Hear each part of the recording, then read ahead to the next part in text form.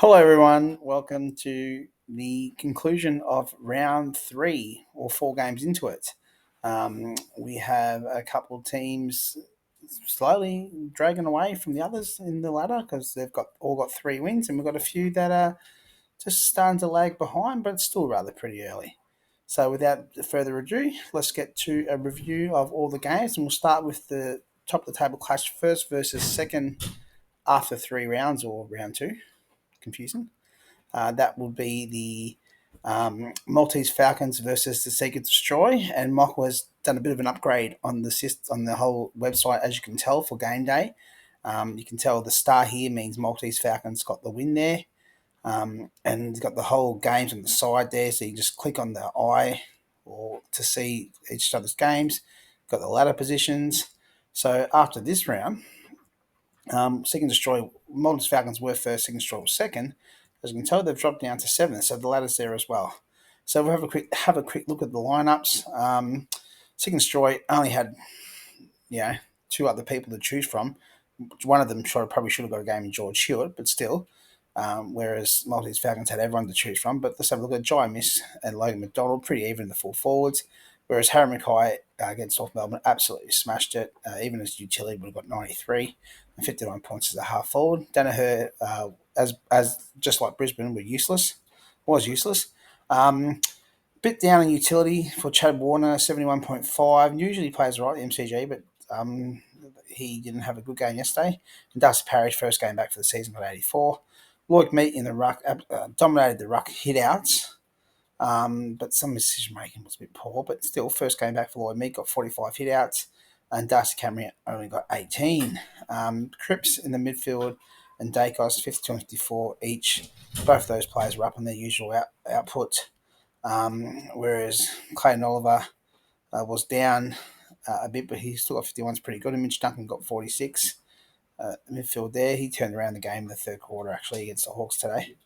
Halfbacks, Mason Redmond, Zach Fisher, both, low 40s, mid 40s, so not the greatest there. And James Jordan, as a tackler, only got 10, where Jack Steele got 38. If you have a look at it, Jack Steele's utility probably got 90, would be better. Jack Steele also had some pretty good games there. George Hewitt would have been all right to put in there as well. And then Fennick missed out there with Riley Bonner. 103's utility, 79 as a halfback. If we have a look at the optimised lineup for this game, we can tell that the best team for Fennick would have got 435. Best team for Second Destroy would have got 377.5. Difference is Duncan would have gone in at half forward. Jack Steele would have been the utility. George Hewitt would have got a run. Then Curvis would have got a run. Darius would have been the best tackler, whereas for Fennick, Bonner would have gone in as a halfback, 79. And the midfield, Redmond would have come into the midfield. Chad Warner would have been the tackler. And Chris would have been the utility. And then the full forwards and half forwards would have changed around a bit there. So that's for that game there. Let's move on to the next game. Highest scoring team of the round. Rangers Anonymous, the highest scoring game of the round. 401. Mick lost. Would have got the third best game and still lost by 50 odd points. Rangers Anonymous left the star, got the second on the ladder. Everyone was on fire besides Pickett, probably, really. Cameron got 36 half forward, Pickett 19. Compared to Hawkins, 45 and Gordon 33. So Gordon was down by 27%. It's a big drop. Hayden Young, McInterchange got 105, and Taranto had 108, had his best game of the year. Played a really good game again. And Big O in the ruck compared to O'Brien, both the same. The midfielders were a bit down for Michael, 10 and 25% in Clark and Crouch, whereas Lockie Neal and Hugh McCluggage, 67 and 54. 43%, 37% up on their usual output. Even Tim Taranto was up by 60%. Look at that. And then Nick Lawson, 75 as a halfback, was great, up 35%. And Rowbottom up 30%, 62 as a tackler.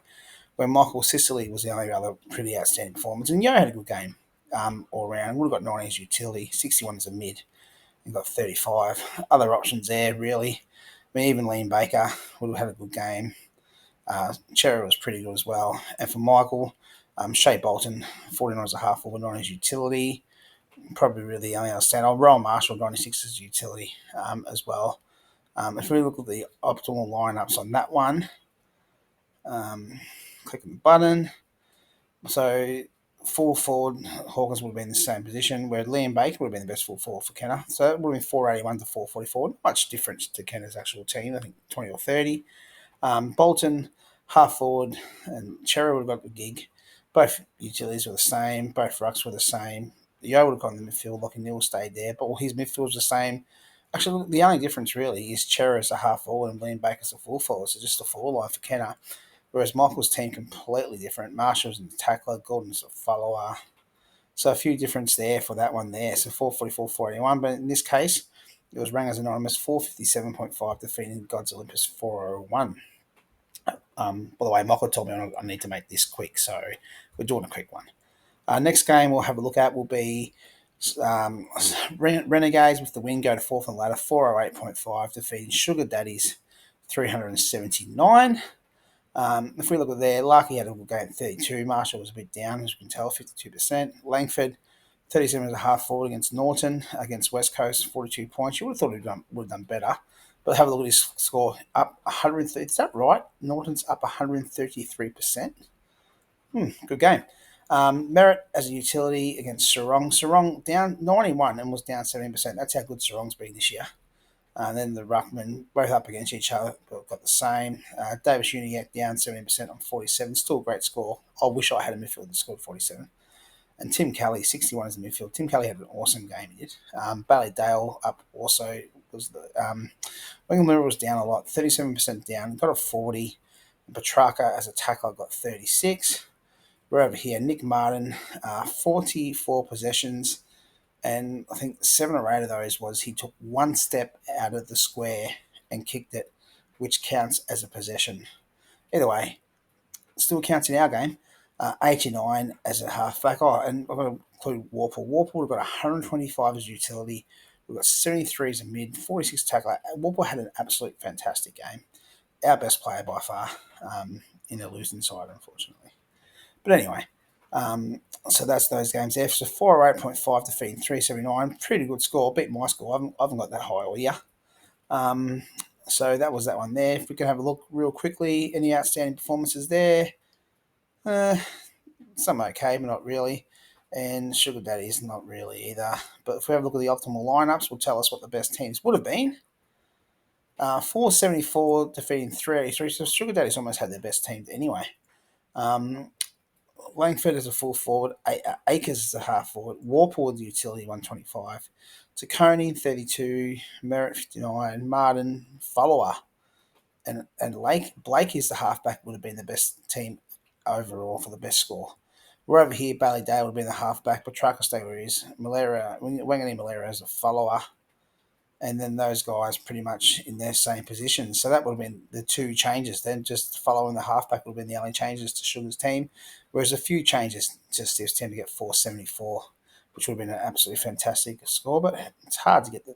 Well, Sugar almost got the right. Sugar and Kenner almost got the optimised lineups, but it's hard every week.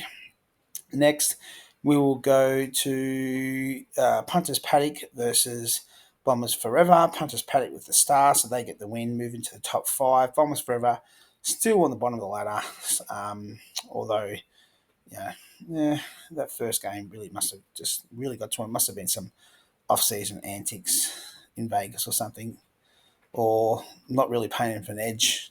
See, there could be a lot of jokes here. Bombers Forever, no edge. Maybe you should change your name to the Essendon Edge or the Bombers Edge or something. That would be good. But at the moment, you're not very sharp. Bottom of the ladder. Okay, my jokes are over. That's enough.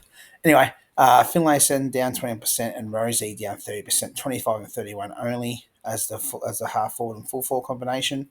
Against Melbourne, pretty ballsy, but Melbourne didn't have a back line. Jamari Hagan was down 14%, and Taylor Walker, so far this year, hasn't really fired. He was down 51% on his usual output, but he only got 18.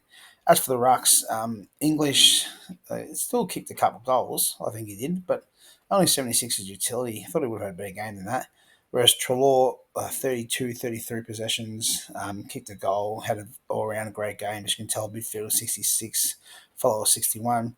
Gorn in the ruck dominated. Would have got 110 as utility as well, so 59 as a ruckman. And Jackson, and whereas Goldstein now sharing the line with Darcy, so got to make a decision there. Don't think Bombers forever have another ruck. So, and then what did he get? Draper 23. So it might be time to go to Draper.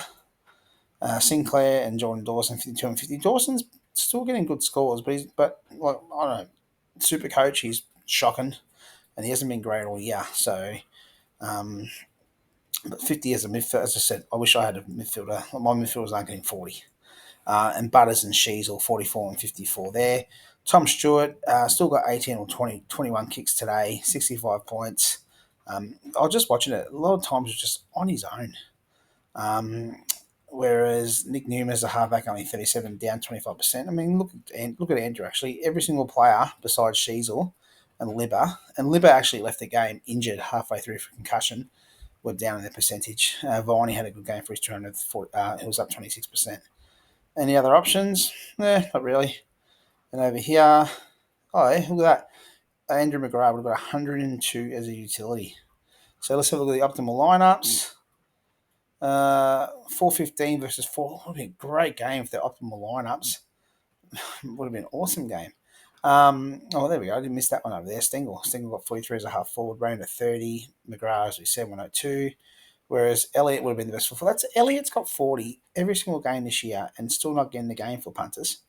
Taking a gamble with that one. Ruck's English would have been the better ruck. So maybe you need to stop playing English as utility and play English as your ruck. But against the Eagles, every ruckman's getting good hit outs. Midfielders, Rose in mid was Sheasel. Wines would have got a game. And then those guys would have stayed where they are for those ones. So 415, 411 would be a good one. But in this case, it finished 393, 326.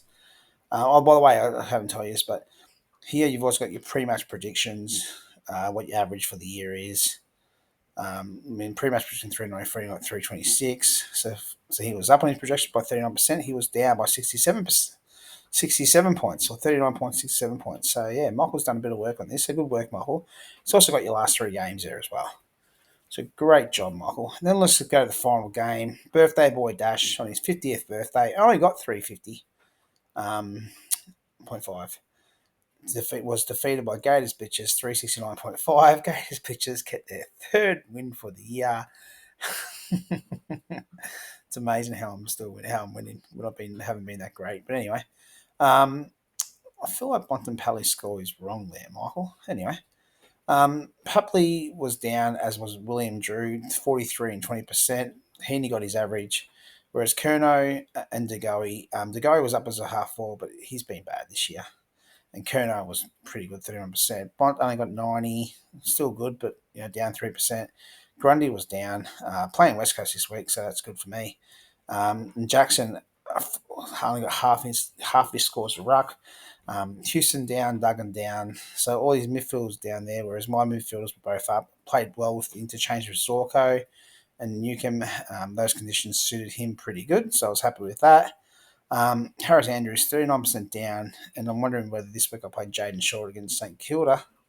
And then Tom Mitchell was up as a ruckman, as a tackler, should I say, 65% up, whereas Laird was down 38%, and Luke Ryan, Luke Ryan smashed it, 70 points to halfback.